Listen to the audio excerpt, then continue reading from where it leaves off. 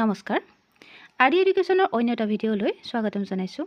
আজি আমি অষ্টম শ্ৰেণীৰ ইতিহাস আৰু ৰাজনীতি বিজ্ঞান কিতাপখনৰ ৰাজনীতি বিজ্ঞান খণ্ডৰ 13 নম্বৰ পাঠ আমাৰ মৌলিক কৰ্তব্য এই পাঠটোৰ আমি প্ৰশ্নোত্তৰসমূহ আলোচনা কৰিম।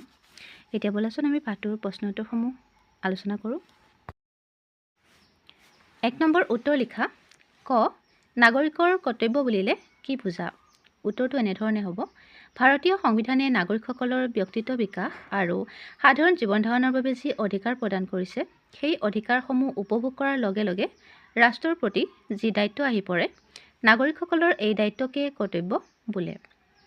খ 2002 চনত নাগৰিকৰ বাবে সংযোজন কৰা কৰ্তব্যটো কি? উত্তৰটো হ'ব 2002 চনৰ 86তম সংশোধনী আইন অনুসৰি নতুনকৈ সংযোজিত কৰ্তব্যটো হ'ল 6 পৰা 14 বছৰ বয়সৰ প্ৰত্যেক শিশুক শিক্ষাদানৰ ব্যৱস্থা কৰিব লাগিব। এইটো হ'ল পিতৃ মাতৃ বা অভিভাৱকৰ মৌলিক কৰ্তব্য। বা তোমালোকে এনেধৰণেও লিখিব পাৰা যে 2002 চনত নাগৰিকৰ বাবে সংযোজন কৰা কৰ্তব্যটো হ'ল শিশুৰ প্ৰাথমিক শিক্ষাৰ প্ৰতি পিতৃ মাতৃ আৰু অভিভাৱকৰ কৰ্তব্য পালন কৰা। গ জাতীয় পতাকাক আমি কিয় সন্মান জনাব লাগে? উত্তৰটো হ'ব জাতীয় পতাকাখন দেশৰ সন্মানৰ ধ্বজা। সেয়েহে জাতীয় পতাকাক আমি সন্মান জনাব লাগে। খ বিদ্যালয়ত শৃংখলা বজাই ৰখাৰ বাবে তোমাৰ কৰ্তব্য কি? উত্তৰটো এনেধৰণে লিখিবা যে বিদ্যালয়ৰ নিয়ম শৃংখলাবোৰ মানি চলিব লাগিব। ছাত্ৰ ছাত্ৰীসকলে পৰস্পৰে পৰস্পৰৰ মাজত মৰম চেনেহ ভাতৃত্ববোধ দয়া সহানুভূতিশীল আদি গুণৰ বিকাশ সাধন কৰিব লাগিব। 2 নম্বৰ সংবিধানত উল্লিখিত 5 বিধ কৰ্তব্যৰ বিষয়ে লিখা। সংবিধানত মুঠতে 11 বিধ কৰ্তব্য আছে, তাৰে ভিতৰত আমাক 5 বিধ কৰ্তব্য লিখিবলৈ কৈছে। এতিয়া চোৱাচোন।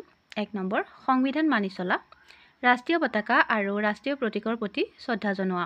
2 নম্বৰ ভাৰতৰ ঐক্য আৰু সংহতি ৰক্ষা কৰা।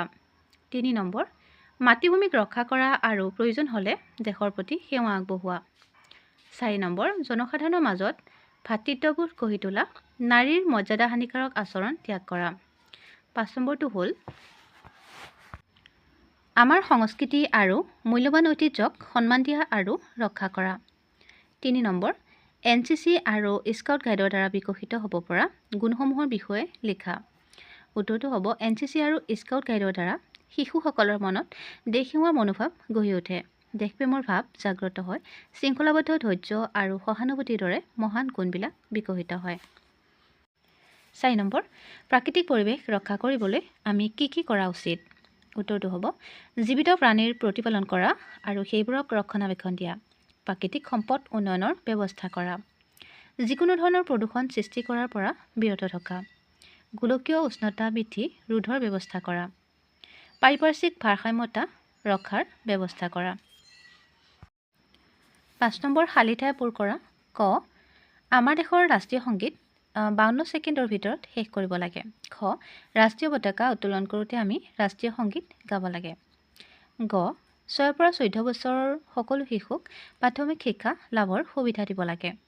খ ভাৰতীয় সংবিধানত মুঠ 11টা কৰ্তব্যৰ কথা উল্লেখ কৰা আছে। 6 নম্বৰ শুদ্ধটো বাছি উলিওৱা। ইয়াতে যিটো শুদ্ধ হয় তাতে মই শুদ্ধ চিন দিছোঁ, তোমালোকে চাই লোৱা।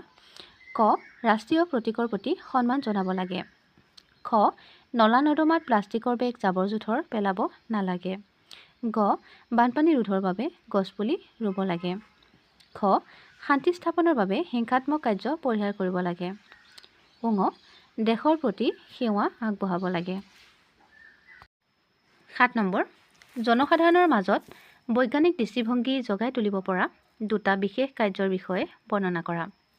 তাৰে প্ৰথমটো হ'ব মানৱ জাতিৰ উন্নয়নৰ মাপকাঠি হৈছে শিক্ষা।